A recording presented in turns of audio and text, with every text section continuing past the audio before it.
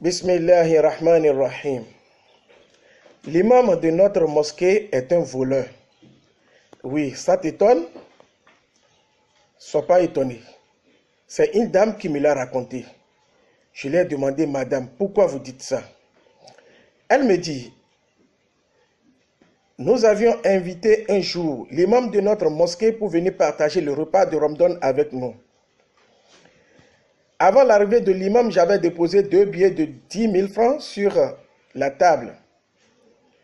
Nous avons fini de manger, l'imam est parti. J'ai constaté que les 2 billets de 10 000 francs étaient disparus. Il n'y avait que mon mari et ma petite fille de 2 ans avec nous à la maison. Je pose la question à mon mari qui dit avoir vu les 2 billets de 10 000 francs, mais ne l'a pas pris. Voilà qu'il aurait pris à part lui, donc c'est l'imam. Notre imam est un voleur. Je dis à mon mari d'appeler l'imam, de lui poser la question. Mon mari dit que c'est une honte. Donc depuis ce temps, nous avons pris notre distance par rapport à l'imam de notre mosquée.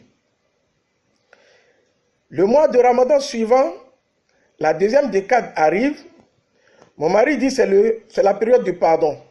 Nous devons pardonner à l'imam et de l'inviter encore une fois pour venir partager le repas avec nous. J'accepte. Mais à une condition. Je dis, à son arrivée, tu dois lui poser la question de savoir pourquoi il nous a volé. Mon mari dit d'accord.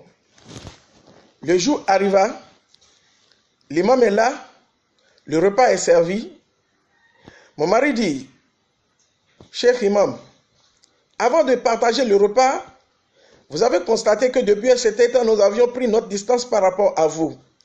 L'imam dit oui.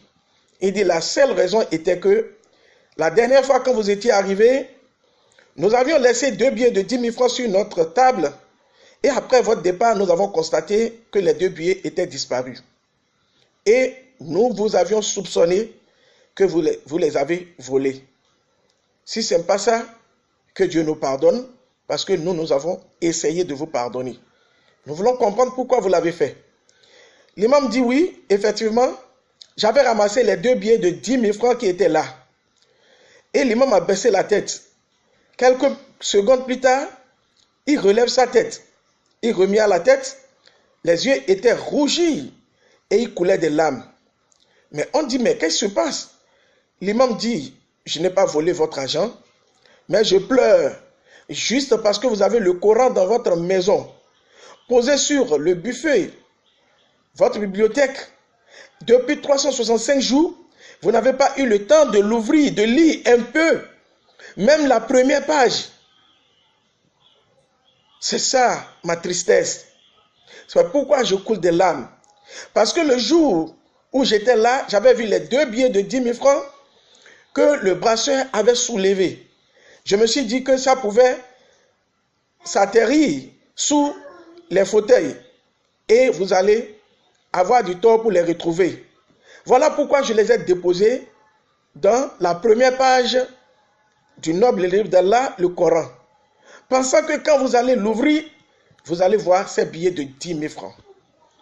Je suis vraiment très écœuré de savoir que 365 jours, vous les avez passés sans lire le livre d'Allah. Mes frères et sœurs dans la foi, combien de nous avons le Coran dans notre chambre, dans notre maison, et nous ne l'avons jamais ouvert.